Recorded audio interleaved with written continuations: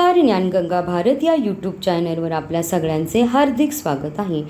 आज आपण TETसाठी अतिशय उपयुक्त भूगोल या विषयातील सूर्य, पृथ्वी आणि चंद्र यावरील प्रश्न बघणार आहोत आणि ते तुम्हाला पेपर 1 व 2 साठी अतिशय उपयुक्त ठरणार आहे. त्यासाठी व्हिडिओ तुम्ही पूर्ण बघा. चला तर आपण प्रश्न बघूया. प्रश्न क्रमांक 1, पृथ्वीपासून सर्वात जवळचा तारा कोणता? या प्रश्नाचे बरोबर उत्तर आहे पर्याय क्रमांक 3, सूर्य. पृथ्वीपासून सर्वात जवळचा तारा सूर्य आहे.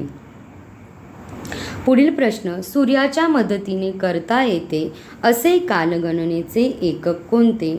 पर्याय क्रमांक 3 या प्रश्नाचे बरोबर उत्तर आहे वर्ष. सूर्याच्या मदतीने करता येते असे कालगणनेचे एकक वर्ष आहे.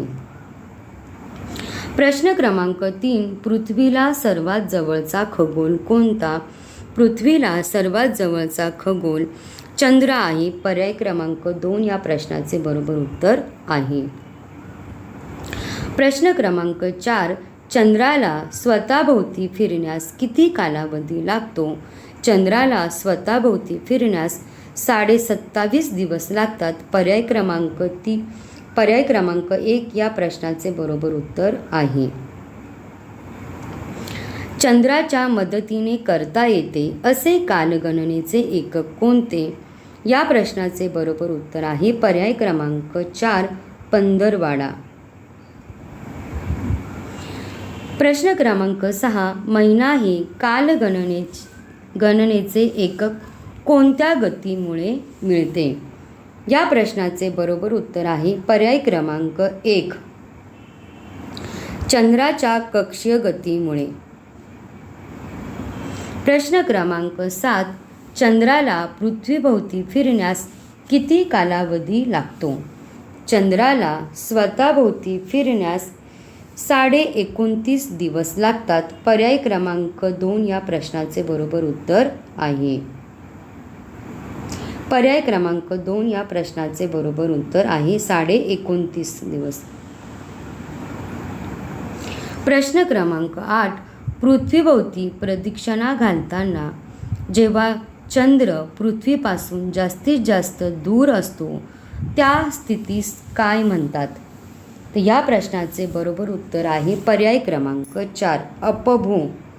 तर त्या स्थितीत अपभ्रंश स्थिती असे म्हणतात. प्रश्न क्रमांक 9, चंद्रामुळे करता येते असे पुढीलपैकी कालगणनेची योग्य जोडी कोणती? तर पर्याय क्रमांक 2 या प्रश्नाचे बरोबर उत्तर आहे दिवस आणि वर्ष. प्रश्न क्रमांक 10, चांद्रमास म्हणजे काय? तर चांद्रमास म्हणजे शुक्ल व कृष्ण पक्षाचा कालावधी. पर्याय क्रमांक 3 या प्रश्नाचे बरोबर उत्तर आहे. प्रश्न क्रमांक 11, चांदणे म्हणजे काय? तर चांदणे म्हणजे चंद्रापासून परावर्तित होणारा सूर्यप्रकाश.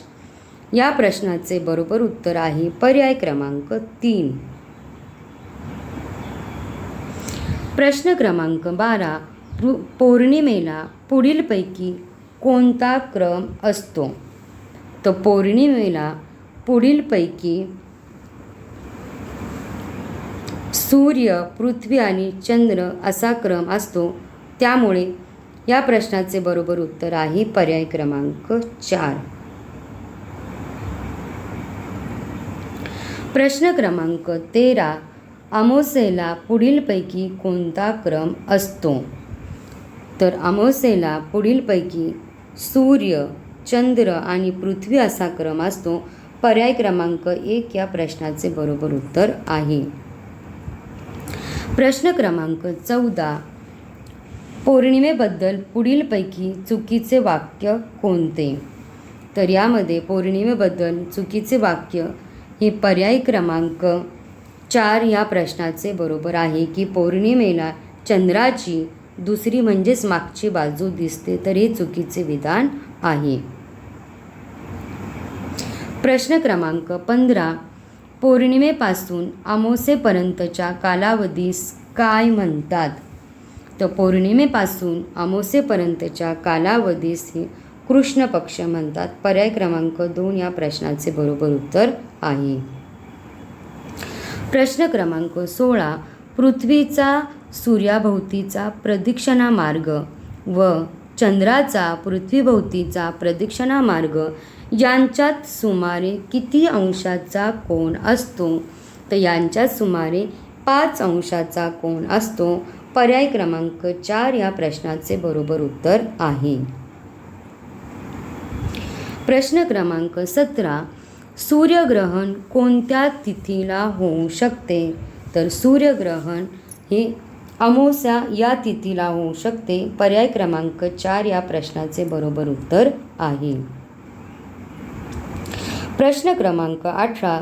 सूर्यग्रहणात पुढीलपैकी कोणती क्रिया घडते? सूर्यग्रहणात पुढीलपैकी तर चंद्र सूर्याला झाकतो ही क्रिया होते. पर्याय क्रमांक 2 या प्रश्नाचे बरोबर उत्तर आहे. प्रश्न क्रमांक 19. सूर्यग्रहणाचे किती प्रकार आहे? तर सूर्यग्रहणाचे 3 प्रकार आहे. तो कोणते? खग्रास सूर्यग्रहण, खंडग्रास सूर्यग्रहण आणि कंकणाकृती सूर्यग्रहण असे सूर्यग्रहणाचे 3 प्रकार आहे. प्रश्न क्रमांक 20. खग्रास सूर्यग्रहण म्हणजे काय? तर खग्रास सूर्यग्रहण म्हणजे चंद्र सूर्याला पूर्णपणे झाकतो. चंद्र सूर्याला पूर्णपणे झाकतो. पर्याय क्रमांक 2 या प्रश्नाचे बरोबर उत्तर आहे. प्रश्न क्रमांक 21. चंद्राची दाट सावली पृथ्वीवर जेथे पडते तेथून कोणते ग्रहण दिसते? तर चंद्राची दाट सावली पृथ्वीवर जेथे पडते तेथून खग्रास सूर्यग्रहण दिसते. पर्याय क्रमांक 4 या प्रश्नाचे बरोबर उत्तर आहे. तर खग्रास सूर्यग्रहण दिसते. प्रश्न क्रमांक 22. खग्रास सूर्यग्रहणाचा जास्तीत जास्त कालावधी किती असतो? तर या प्रश्नाचे बरोबर उत्तर आहे पर्याय क्रमांक 3 7 मिनिटे 20 सेकंद असा खग्रास सूर्यग्रहणाचा जास्तीत जास्त कालावधी असतो. प्रश्न क्रमांक 23. चंद्रग्रहणाचे किती प्रकार आहे? तर बघा, चंद्रग्रहणाचे 2 प्रकार आहे. खग्रास चंद्रग्रहण आणि खंडग्रास चंद्रग्रहण असे 2 प्रकार चंद्रग्रहणाचे असतात. प्रश्न क्रमांक 24. सूर्य, पृथ्वी, चंद्र एका सरळ रेषेत आले तर खालीलपैकी कोणत्या दिवशी चंद्रग्रहण होईल? तर खालीलपैकी पौर्णिमा या दिवशी चंद्रग्रहण होईल. तर पर्याय क्रमांक 2 या प्रश्नाचे बरोबर उत्तर आहे. प्रश्न क्रमांक 25. चंद्रग्रहणात पुढीलपैकी कोणती क्रिया घडते? चंद्रग्रहणात पुढीलपैकी कोणती क्रिया घडते? तर पर्याय क्रमांक 1 या प्रश्नाचे बरोबर उत्तर आहे. पृथ्वीची सावली चंद्रावर पडते ही चंद्रग्रहणात क्रिया घडते. प्रश्न क्रमांक 26. खंडग्रास चंद्रग्रहण म्हणजे काय? खंडग्रास चंद्रग्रहण म्हणजे चंद्र अंशतः झाकला जातो. पर्याय क्रमांक 2 या प्रश्नाचे बरोबर उत्तर आहे. प्रश्न क्रमांक 27. खग्रास चंद्रग्रहणाचा जास्तीत जास्त कालावधी किती असतो? तर खग्रास चंद्रग्रहणाचा जास्तीत जास्त कालावधी 107 मिनिटे असते. पर्याय क्रमांक 1 या प्रश्नाचे बरोबर उत्तर आहे. प्रश्न क्रमांक 28. चंद्रग्रहणाच्या वेळी पुढीलपैकी कोणता क्रम असतो? चंद्रग्रहणाच्या वेळी पुढीलपैकी सूर्य, पृथ्वी आणि चंद्र हा क्रम असतो. तर पर्याय क्रमांक 4 या प्रश्नाचे बरोबर उत्तर आहे. प्रश्न क्रमांक 29. सूर्यग्रहणाच्या वेळी पुढीलपैकी कोणता क्रम असतो? तर या प्रश्नाचे बरोबर उत्तर आहे 1. पर्याय क्रमांक 1.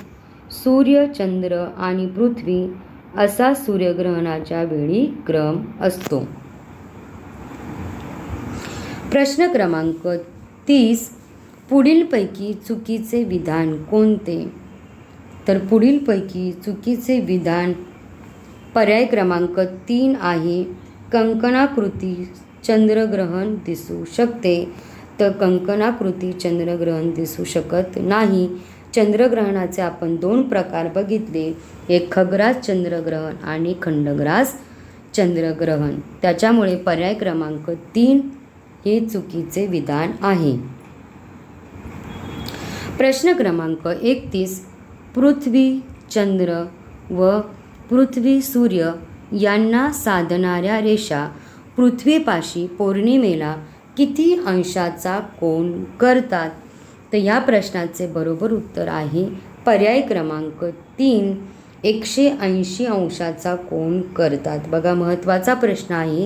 पृथ्वी, चंद्र व पृथ्वी, सूर्य यांना साधणाऱ्या रेषा पृथ्वीपाशी पौर्णिमेला किती अंशाचा कोन करतात? तर 180 अंशाचा कोन करतात. पर्याय क्रमांक 3 या प्रश्नाचे बरोबर उत्तर आहे. तर अशा प्रकारे आज आपण भूगोल या विषयातील सूर्य, पृथ्वी, चंद्र यावर वारंवार विचारले जाणारे महत्त्वपूर्ण असे प्रश्न बघितले आणि ते तुम्हाला येत्या TAT परीक्षेसाठी पेपर 1 व 2 साठी नक्कीच या प्रश्नाचा तुम्हाला फायदा होणार आहे. तर तुम्हाला हा व्हिडिओ कसा वाटला कमेंट बॉक्समध्ये जरूर कळवा. व्हिडिओला जास्तीत जास्त शेअर करा, लाईक करा आणि तुम्ही आमच्या ज्ञानगंगा भारत या यूट्यूब चॅनलवर नवीन असाल तर चॅनलला जरूर सबस्क्राईब करा, बेल आयकॉनला प्रेस करा, जेणेकरून आपल्यापर्यंत अशाच नवीन व्हिडिओची माहिती पोहोचू शकेल. धन्यवाद.